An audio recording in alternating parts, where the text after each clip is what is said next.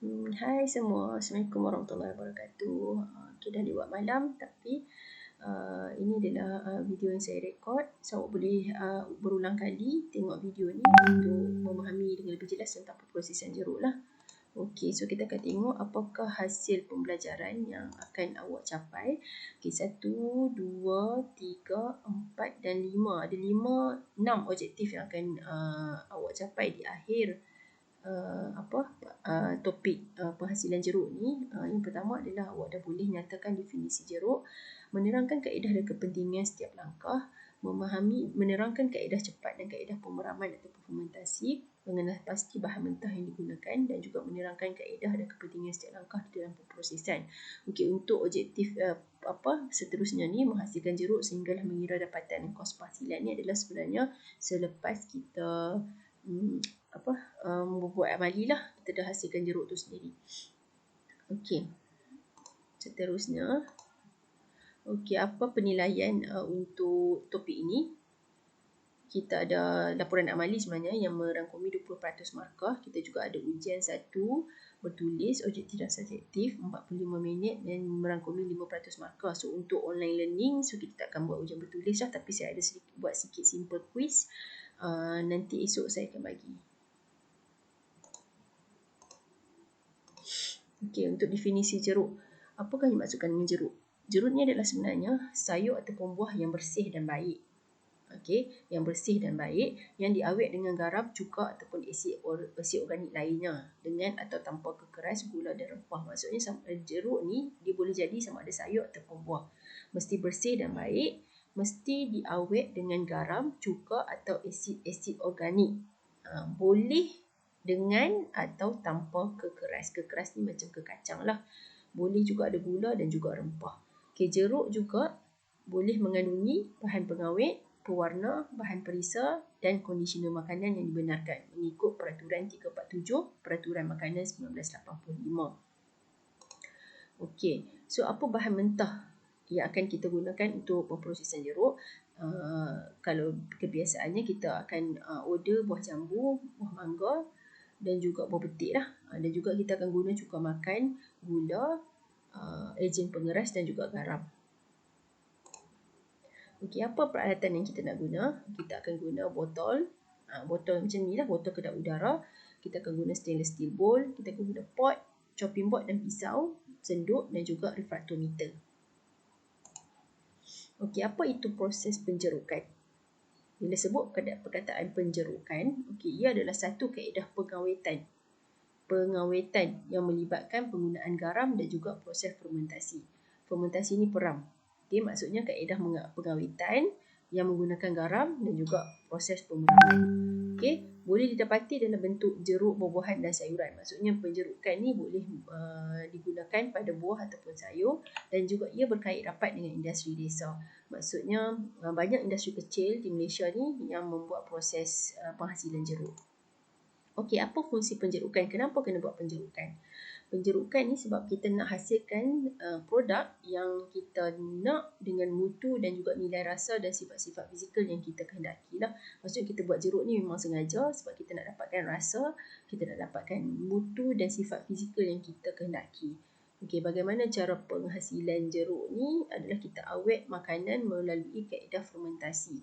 Kaedah fermentasi bagaimana dengan cara mengawal tindak balas untuk menyekat aktiviti enzim dan menghalang pembiakan mikroorganisma perosak. Maksudnya fermentasi peram dengan cara mengawal tindak balas dan sekat aktiviti enzim. Kalau tengok sebelum ni banyak topik sebelum ni saya dah sebut buah akan jadi rosak disebabkan oleh aktiviti enzim. Jadi kalau kita stop aktiviti enzim tu, maka buah ni akan tahan lama lah. Jadi fermentasi ni pun, okey, mana dia punya kesan ni? Okey, fermentasi ni pun adalah salah satu kaedah untuk menyekat aktiviti enzim dan menghalang pembiakan mikroorganisma perosak. Okey, so apa faktor penting dalam penjerukan? Maksudnya sebelum buat jeruk, apa yang paling penting? Yang pertama, kita kena tengok kematangan buah. Buah dan sayur yang kita nak guna untuk buat jeruk mesti matang. Okay, matang ni bukan bermaksud dia masak. Masak ni warna kuning, kan? Matang ni maksudnya dia cukup matang, dah boleh digunakan untuk pemprosesan jeruk lah. Okey, bahan mentah yang dipilih juga, buah dan sayur ni mestilah tidak luka. Tidak luka ni maksudnya tak ada terkopek, kulit tak terkopek, tak pecah dan sebagainya lah. Tidak pecah, tidak lembik ataupun tidak busuk. Okey, buah ni mesti dibasuh bersih, dibuang kotoran dan mikroorganisma perosak, dan mesti penting untuk kaedah penjerukan ni, penting kita kena wujudkan keadaan yang sesuai untuk fermentasi. Fermentasi ni maksudnya pemeraman. Pemeraman ni dilakukan oleh bakteria aksid laktik. Nanti saya terangkan lebih lanjut lah. Okey. So buah yang bagaimana kita pilih untuk buat jeruk? Tadi macam saya katalah, buah tu mesti matang dan matang dan elok kan. Okey, kalau macam contoh mempelam. Mempelam mestilah buah yang muda, yang belum ada serabut, dia punya biji tu belum ada serabut lah. Buah yang baru dipetik, tidak rosak ataupun pecah. Kita kena petik buah mempelam ni, bukan yang buah yang dah jatuh. Kalau kita guna buah yang rosak ataupun buah yang pecah, kualiti jeruk tu tak elok lah. Okey, untuk buah betik yang digunakan juga betik yang matang tapi belum masak. Maksudnya bukan betik yang oren, yang dah lembik tu, bukan. Betik yang cukup matang tapi belum masak. Jangan betik muda takut dia tak matang. Tak matang tak sesuai juga, bergetah kan. Okey, buah kedondong juga buah yang matang tapi belum masak. Halia juga, halia yang muda, bukan halia tua. Halia tua diserabut, nanti bila kita buat jeruk, kita nak makan susah kan, lekat. Melekat celah-celah gigi, apa susah kan, keras tak boleh nak digest. Okey, cili hijau mesti untuk dibuat jeruk mestilah yang muda, bertangkai, tidak rosak dan juga tidak busuk. Buah cermai juga buah yang matang. Okey, so ini adalah contoh contoh buah mangga kualiti yang terbaik. Terbaik ni maksudnya yang paling baik lah, yang paling bagus, yang memang kita nak. Buah yang cukup matang mesti macam ni. Okey, cukup matang, kelihatan segar. Cukup matang, kelihatan segar, bersih dan bebas daripada sebarang kecacatan. Ni yang paling perfect lah. Nampak tak ada langsung bintik-bintik hitam. Okay, ni kualiti yang terbaik. Tapi kalau kita tak jumpa yang kualiti terbaik ni, kalau kita jumpa kualiti yang diterima pasaran macam ni, dia masih acceptable lah, masih boleh diterima untuk dibuat jeruk. Okay, buah macam ni cukup matang, kelihatan segar dan bersih. Cuma ada sedikit kecacatan. Kecacatan ni pun kecacatan yang minimum dan bebas daripada sebarang kerosakan fizikal. Tak ada pecah, tak ada apa. Cuma dia ada bintik-bintik hitam sikit je. So, acceptable. Okay, kualiti yang kita tak mahu, buah yang mengalami kecacatan dan rosak macam contoh dalam gambar ni lah. Dia tak cukup matang, tidak segar, kotor dan terdapat kecacatan rupa yang teruk. Nampak nampak dia macam cacat lah. Nampak lah rupa cacat dia. Yang ni cacat macam melepuh kan, nampak kan. Ni nampak hitam terlalu banyak, ni tak sesuai lah, tak boleh digunakan. Okay, yang kedua ni buah yang rosak. Ni tak matang atas ni. Yang bawah ni adalah buah yang rosak disebabkan oleh haiwan perosak, penyakit dan juga kecederaan mekanikal. Maksudnya dia jatuh, macam dia pecah. Ada yang disebabkan penyakit, ni pun pecah juga. Mungkin ada yang telah ditebuk, ada dimakan oleh serangga, haiwan perosak dan sebagainya. So tak boleh.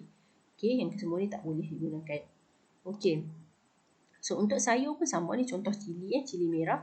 Kualiti terbaik adalah buah cili yang cukup matang, kelihatan segar, bersih dan bebas daripada sebarang kecacatan dan kerosakan fizikal. Nampak dia punya cili ni lurus, panjang, elok je.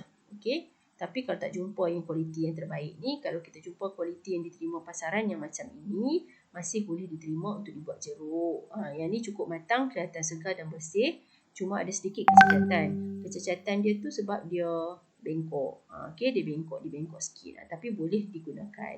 Okey, tapi kualiti yang tidak dikehendaki, yang cacat dan rosak macam ni lah. Macam ni tak cukup matang. Tidak segar, kotor dan terdapat kecacatan yang teruk. Maksudnya mungkin dia bukan membengkok je, dia mungkin melingkar dan sebagainya macam ni kan. Teruk sangatlah. Okey. Ataupun dia juga cili yang rosak disebabkan oleh haiwan perosak. Sama macam buah mangga tadi, kalau dia rosak disebabkan oleh penyakit, kecederaan mekanikal, boleh mempengaruhi kualiti jeruk tu, so tak boleh digunakan. Okey. So tadi saya sebut proses fermentasi jeruk ni, jeruk melibatkan proses pengawitan yang melibatkan proses fermentasi. Fermentasi ni, proses pemeraman ni dilakukan oleh bakteria aksid laktik. So macam mana kita nak pastikan dalam proses fermentasi jeruk ni ada bakteria aksid laktik? Okay, so kita kena melibatkan penggunaan garam dan penyediaan keadaan mikroaerofilik. Maksud dia, kita dalam pemprosesan jeruk ni, kita kena guna garam yang mencukupi Dan juga kita kena simpan dia di bawah keadaan udara yang minimum, yang sedikit. Okey, bagaimana cara dia? Kita kena rendam semua buah atau sayur-sayuran dalam air garam.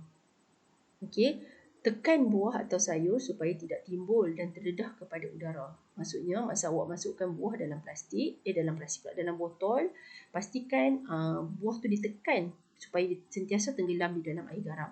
Okay, macam mana cara nak tekan buah tu? Awak akan isi satu beg plastik dengan air, lepas tu awak letak di permukaan rendaman tu, di permukaan air tu. So kita nak pastikan buah tu, semua buah, keseluruhan buah adalah tenggelam dalam air garam, supaya kita tak nak buah ataupun sayur ni terdedah kepada udara. Okey, keadaan yang tanpa udara ataupun sedikit kandungan udara ni menggalakkan pembiakan bakteria asid laktik. Ni sebab kita nak bakteria asid laktik ni supaya bakteria asid laktik ni boleh melakukan fermentasi pada buah-buahan dan sayur-sayuran kita. Okey, so larutan garam yang bagaimana yang dapat dapat menghalang pembiakan mikroorganisma. Maksudnya larutan garam yang kita guna ni, yang dalam proses pembuatan jeruk ni, selain daripada kita guna dia untuk menggalakkan pertumbuhan bakteria asid laktik, kita juga guna larutan garam ni sebab kita nak halang mikroorganisma perosak yang lain. Okay, awak kena jelas kita ada bakteria asid laktik yang kita nak, kita tak mau mikroorganisma perosak. Okay, so kita kena guna larutan garam yang tinggi. Berapa kandungan air garam yang perlu tu? Di dalam lingkungan 10 hingga 15% sepanjang tempoh fermentasi. Maksudnya masa awak tempoh fermentasi tu, awak kena sentiasa cek kandungan garam. Okay, menggunakan refraktometer. Okay, untuk larutan gula, okay, dalam proses fermentasi ni juga awak akan guna larutan gula. Larutan gula ni diperlukan oleh bakteria asid laktik tadi untuk bertindak dengan gula dan menukarkannya kepada asid laktik. Okay, nanti saya serta lebih lanjut lah. Jika gula dalam tisu tidak mencukupi, gula hendaklah ditambah untuk menggalakkan pembiakan bakteria asid laktik. Okay, maksud jika gula tak mencukupi ni, maksudnya dia bergantung pada jenis buah. Ada buah yang dah ada sikit kandungan gula, mungkin kita tak perlu tambah gula dengan banyak. Kalau buah-buah yang masam yang mungkin kurang kandungan gula, kena buah banyak gula lah sebab nak galakkan pembiakan bakteria asid laktik. Okey, apa keperluan asid laktik? Kenapa bakteria asid laktik ni perlu? Sebab dalam proses fermentasi. Okey, bakteria asid laktik ni bila dia tumbuh di dalam, dia hidup di dalam buah yang kita nak jadikan jeruk tadi, dia akan menghasilkan asid laktik. Okey, dia akan menghasilkan asid laktik. Asid laktik ni penting untuk mengawet bahan yang dijeruk. Asid laktik ni dia akan sediakan satu ruang yang masam, pH yang rendah supaya boleh awet bahan ni. Dan asid laktik ni juga menghasilkan mutu rasa yang baik. Dia bagi rasa masam. Okey, dan juga dia menyekat pembiakan mikroorganisma lain, terutamanya mikroorganisma perosak. So, ada dua kaedah penjerukan. Yang pertama, kaedah cepat ataupun kita panggil quick pickle. Ni ada juga orang yang buat, tapi mungkin kalau dia guna kaedah cepat ni, dia nak makan jeruk tu nak habiskan dalam masa yang singkat. Sebab apa? Sebab kaedah cepat ni, jeruk tu tidak akan tahan lama. Cara dia akan gaul dengan garam atau rendam dalam larutan gula dalam jangka masa pendek untuk pemeraman. Sekejap, mungkin seminggu. Tak tahan lama lah, kena habiskan. Tak boleh simpan lama.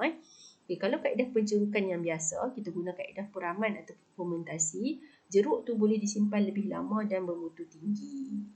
So, ini kaedah yang biasa yang digunakan di industri. Sebab kita boleh simpan lama jeruk tu.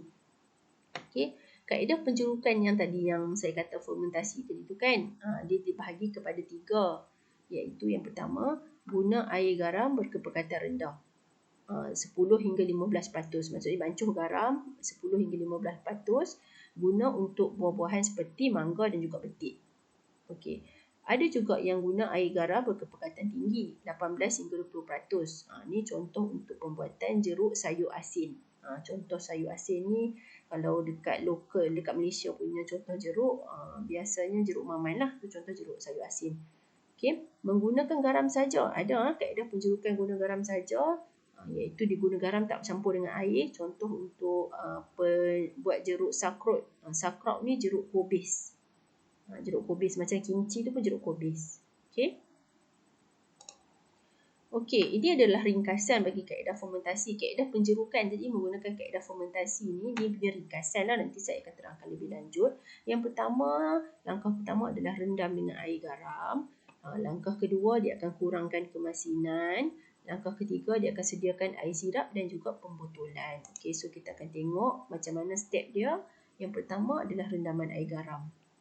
Sebelum kita rendam air garam, buah ataupun sayur ni kita akan pilih. Maksudnya kita akan pilih mengikut kualiti tadi yang kita nak tu lah. Yang buah yang baik, buah yang tak ada kecacatan yang minimum, buah yang segar, buah yang cukup matang. Lepas tu kita akan basuh. Basuh ni basuh luaran ataupun proses seterusnya mungkin kita kupas. Ada yang buah yang perlu kupas, ada buah yang tak perlu kupas. Lepas tu kita potong mengikut bentuk yang kita kehendaki. Lepas tu kita akan guna garam lah. Garam ni saya kata tadi mengikut kandungan yang diperlukan supaya dapat menggalakkan pertumbuhan bakteria yang dikehendaki. Bakteria apa?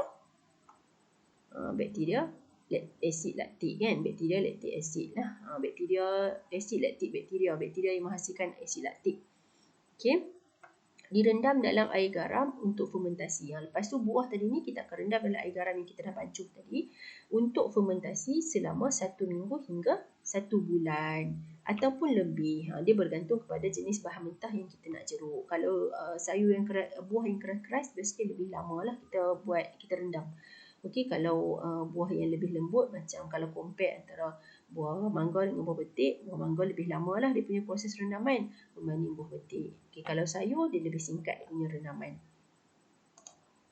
Okey, semasa tempoh fermentasi 2 hingga 8 minggu, kandungan asid laktik akan meningkat sebanyak 0.5 hingga 1. Maksudnya masa awak rendam dalam tempoh fermentasi 2 hingga 8 minggu, asid laktiknya akan meningkat. Sebab apa? Sebab kita kan dah rendam buah dalam air garam.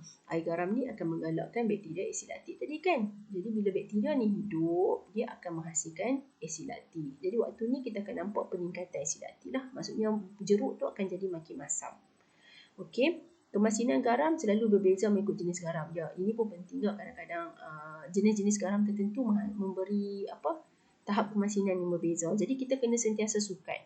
Maksudnya awak tak boleh percaya awak bancuh sekali, awak peram, awak tinggal. Tak boleh. Sepanjang tempoh pemeraman, awak kena sukat kepekatan air garam menggunakan salometer dan juga refraktometer. Okey, nanti kita dalam kelas kita akan guna refraktometer lah. Okey, siapa ingat refraktometer ni? Untuk cek apa? Okey, refraktometer ni dulu sebelum ni kita guna untuk cek kemanisan, kan? Tapi kita ada dua jenis refraktometer, jangan confuse. Kita ada refraktometer yang untuk cek kepekatan garam dan juga kita ada refraktometer untuk cek kandungan gula. Kita kena baca label lah, kena baca dekat kotak-kotak refraktometer tu. Okey, dan kemudian kita kena rendaman air garam ni mesti dilakukan dalam bekas yang tahan air garam. Okey, so bila langkah kedua, macam mana kita nak kurangkan kemasinan? Okey, buah-buah dan sayur yang telah diperam tadi, yang kita peram selama 1 minggu hingga 1 bulan tadi, akan dikeluarkan. Kita toast lah dan direndam semula dalam air biasa. Maksudnya awak ambil buah yang telah rendam air garam tadi, kita toastkan, kita rendam balik dalam air biasa. Air biasa ni kita dah campurkan dengan ejen merapuh. Ejen merapuh ataupun ejen pengeras selama 4 jam untuk mengurangkan kemasinan. Kita rendam balik selama 4 jam untuk kurangkan kemasinan. Ejen pengeras yang biasa kita guna adalah kalsium klorida dan juga alum. Okay, 1% kalsium klorida atau 0.4% alum.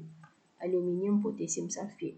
Okay, bukan kedua-duanya, salah satu. Okey, kemudian selepas 4 jam bahan tersebut kemudian ditoskan dan dibotolkan. Maksudnya awak toskan balik buah-buahan tu, masukkan dalam botol.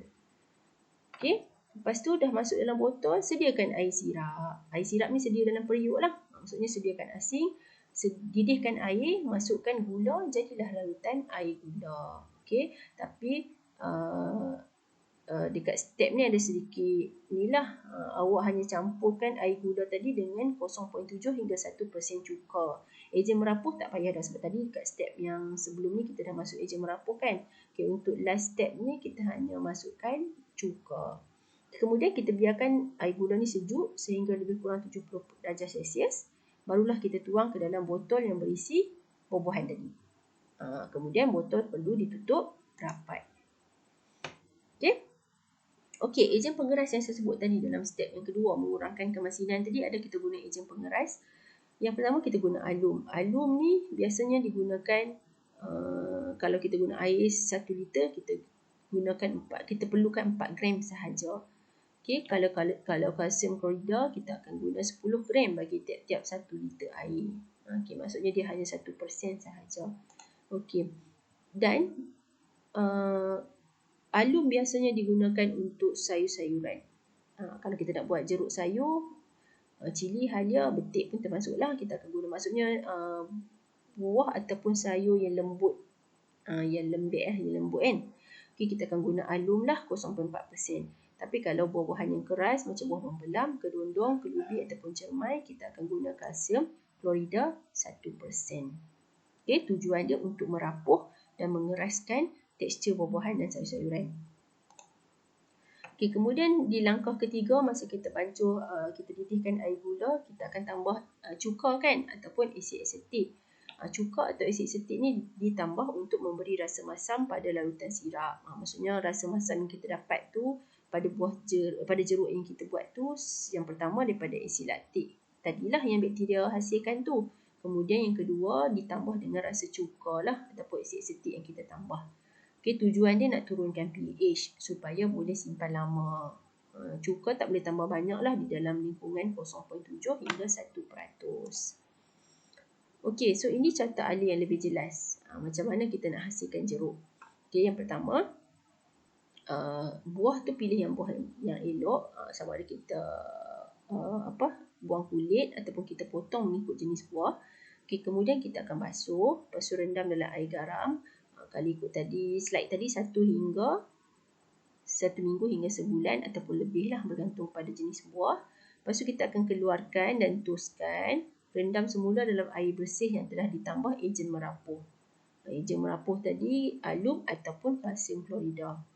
Okey, lepas tu toskan. Lepas toskan yang kedua ni, sediakan larutan gula yang kita dah tambah cuka tu. Okey, lepas tu tuangkan dalam botol. Dalam botol yang berisi buah lah. Lepas tu dah simpan, jadilah jeruk buah-buahan. Okey, so kemudian semasa penyimpanan, awak boleh buat penilaian ciri fizikal dan organoleptik. Okey, untuk ciri fizikal macam biasa, kita akan menilai dia punya tekstur dan juga bentuk. Dan untuk organoleptik, kita akan menilai bau dan juga rasa. Okey, so bagaimana nak buat kawalan mutu pada produk jeruk? Okay, ini sama macam mana-mana produk. Yang pertama, penyediaan dan kebersihan bahan mentah. Maksudnya masa kita menyediakan bahan mentah dan juga kita pilih bahan mentah tu mestilah bersih. Nak sediakan dalam keadaan bersih. Lepas tu kebersihan peralatan dan pekerja juga penting. Sewaktu menyediakan bahan mentah tadi, mesti kita guna beberapa jenis peralatan dan juga pekerja kan. Jadi kita pastikan kebersihan peralatan dan pekerja. Lepas tu kepekatan garam yang cukup. Bahan yang dijeruk hendaklah disimpan dengan betul, ditenggelamkan dan ditutup. Bekas yang digunakan mestilah tahan air garam, sebaiknya bekas kaca. Okey, di dalam proses pembuatan jeruk ni sebenarnya ada juga dilakukan proses pengawitan. Ni tak penting, bukan kata tak penting. Tidak. Kalau untuk industri kecil-kecilan ataupun yang penjerukan di rumah, kita tak buatlah proses pengawitan ni. Tapi kalau dalam industri, kalau kita nak jual jeruk ni, nak pastikan jeruk tahan lama, kita akan guna kaedah pengawitan. Kita akan guna bahan awet, iaitu sodium benzoat ataupun natrium benzoat. Ini ditambah masa nak bancuh sirap tadi dengan cuka sekali. Okay, kalau kita nak guna sodium benzoat, nak bagi tahan lama, bancuh tambah semasa penghasilan larutan sirap. Okay, banyak mana nak guna 0.25 gram dalam 1 liter air sirap. Kalau air sirap tu 1 liter, 0.25 gram lah. Kalau kurang daripada 1 liter, kena kira semula lah berapa gram sodium benzoat ni. Tapi kalau dalam lab, kita akan guna lah sebab kita dah ada sodium benzoat, kita guna. Okey, dan juga ada satu kaedah yang tidak wajib tapi boleh dilakukan, iaitu kaedah pempasuran. Maksudnya bila awak dah masukkan air gula dalam botol yang ada buah tadi, kita dah tutup kan, kita boleh buat kaedah pempasuran. Kaedah pempasuran ni adalah kaedah menggunakan haba untuk membunuh mikroorganisma yang terdapat pada jeruk. Maksudnya kita nak matikan semua mikroorganisma yang mungkin ada pada jeruk kita tadi itulah. Biasanya suhu bukan biasa untuk pempasuran memang mesti suhu di bawah 100 darjah Celsius, bukan 1000, 100 darjah Celsius. Okey. Tak boleh suhu terlalu tinggi sebab nanti akan merosakkan kualiti jeruk. Tujuan pempasuran nak membasmi mikroorganisma berbahaya. Maksudnya last step, bila dah siap botol, sebelum simpan, buat dulu kaedah pempasuran. Sekejap je bawah suhu 100, lebih kurang dalam 6 minit macam tu je. Okey, tujuannya nak matikan mikroorganisma. Okey, lepas tu macam mana cara penyimpanan jeruk? Penyimpanan sejuk. Boleh simpan dalam chiller. Okey, simpan dalam chiller. Simpan dalam bekas bertutup rapat untuk mengelakkan pencemaran dan mengekalkan keadaan tanpa udara. Maksudnya once awak dah masuk dalam botol, awak dah tutup ketat-ketat, jangan buka tutup lah, biar dulu. Sebab kita nak pastikan tak ada udara dalam tu. Sebab kalau ada udara dalam tu, nanti ada pencemaran. Berlaku pertumbuhan mikroorganisma lain. Kita tak maulah. Okey. So, sebelum simpan, boleh buat pemanasan. Tadi pemanasan ni pempasuran lah. Macam mana cara pempasuran ni? Dia masuk dalam air mendidih je 6 minit je. Tapi jeruk yang tak rapuh, macam betik, kedondong dan juga halia, tak perlu buat maksudnya kalau kita nak buat kaedah pemanasan ni, kaedah pempasuran tadi, kita boleh buat pada jeruk yang tak rapuh pun tak apa. Macam contohnya betik, kedondong dan juga halia. Kalau macam jeruk mangga, jeruk yang kita nak kekal rapuh, jambu, mangga, kita tak perlu buatlah pemanasan ni. Okey, selepas penghasilan jeruk, biasanya ada masalah kan? Okey, antara masalah yang biasa dihadapi, yang pertama, buah tu jadi kecut. Okey, awak tengok, awak dah buat jeruk, tiba-tiba hasil dia buah yang dalam botol tu, buah jeruk tu jadi kecut. Kenapa jadi kecut? Kalau jadi kecut tu punca dia adalah disebabkan paras garam. Garam terlalu banyak, gula terlalu banyak ataupun cuka terlalu banyak. Okey, kalau buah jadi kembang.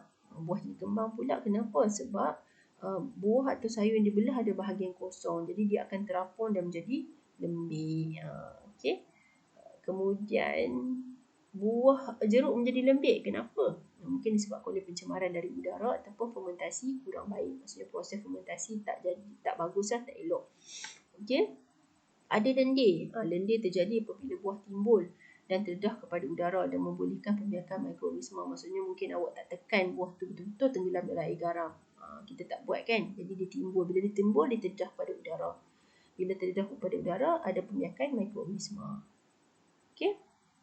Kemudian ada tumbuh selaput putih pada permukaan air garam. Maksudnya ada pertumbuhan yeast lah. Bila pertumbuhan yeast ni jadi sebab kepekatan garam berkurang dan bahan yang jeruk timbul dan terdedah kepada udara. Maksudnya garam yang digunakan tak cukup, buah pun timbul. Jadi dia ada tumbuh selaput putih ni biasa terjadi. Tak boleh makan lah sebab dah rosak. Okey, ataupun terjadinya gas, larutan bertukar menjadi kelabu dan berbau busuk. Kita buka je botol terus dia macam bunyi pop, ada gas keluar kan. Lepas tu ada bau yang busuk dan larutan yang kita rendam buah tadi bertukar menjadi kelabu. Ini menunjukkan pertumbuhan bakteria perosak. So, pertumbuhan yeast, kulat dan bakteria ini kita nampak lah, kita nampak macam ada kulat. Kulat kan berbulu-bulu kan. Ini adalah disebabkan oleh kepekatan garam yang kurang. Okey. So, sebagai rumusan untuk pemprosesan jeruk, kita dah tengok pada definisi, kita tengok pada bahan yang akan kita gunakan, alatan yang akan kita gunakan dan dia punya kaedah pemprosesan, bagaimana disimpan, bagaimana dibungkus menggunakan botol kaca kan, yang kedap udara, dan juga apa masalah yang mungkin timbul pada produk jeruk. Cuma saya tak sentuh bahagian kos lah, sebab kos ni sama je macam topik-topik sebelum ni. Awak boleh rujuk pada formulasi terdahulu. Sama je kos ni. Okay. So, terima kasih.